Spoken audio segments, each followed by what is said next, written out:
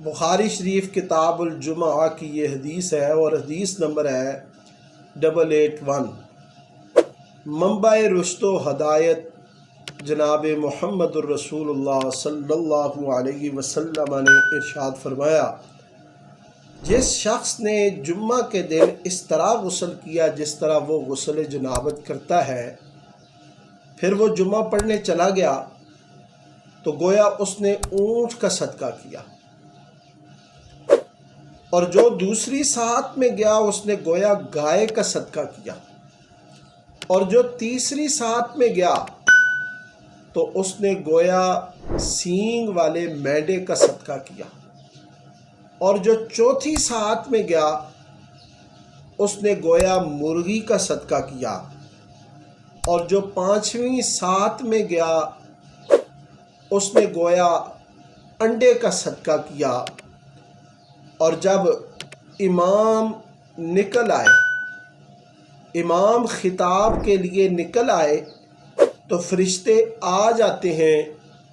اور خطاب وعظ سنتے ہیں۔ اس حدیث مبارکہ میں جمعہ کی فضیلت ہے، اس وجہ سے کہ جمعہ کی نماز پڑھنے کے لیے جانے میں بدن کی مشقت ہے، اور اس میں غسل کرنا پڑتا ہے، صاف کپڑے پہننے اور خوشبو وغیرہ لگانے میں مال خرچ کیا جاتا ہے، تو اس لیے اس میں صدقے کا بھی ثواب ہے کہ اس میں بدنی عبادت اور مالی عبادت دونوں جمع ہیں، اور یہ جمعہ کی فضیلت ہے۔ اور حدیث مبارکہ میں ہے، جب فَإِذَا خَرَجَ الْإِمَامُ حَضَرَتِ الْمَلَائِكَةُ يَسْتَمِعُونَ الذِّكْرَ، کہ جب امام نکلتا ہے تو فرشتے آ جاتے ہیں اور واعظ سنتے ہیں، اس لیے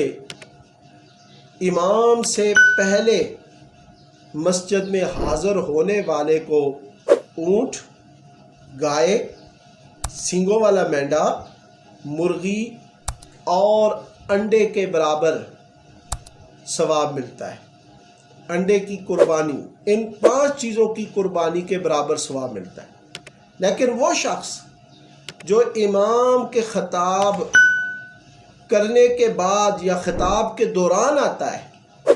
وہ ان 5 اشیاء کی قربانی سے محروم رہتا ہے۔ اس لیے بدلو، اپنے آپ کو بدلو، اور جو ہی جمعے کی پہلی اذان ہو تو تم مسجد کی طرف سفر کرو، اور جو جتنا جلدی آئے اتنی ہی بڑی قربانی کرنے کا ثواب پائے۔ اللہ تعالی ہمیں جمعۃ المبارک میں پہلی ساعت میں حاضر ہو کر اونٹ قربانی کرنے کا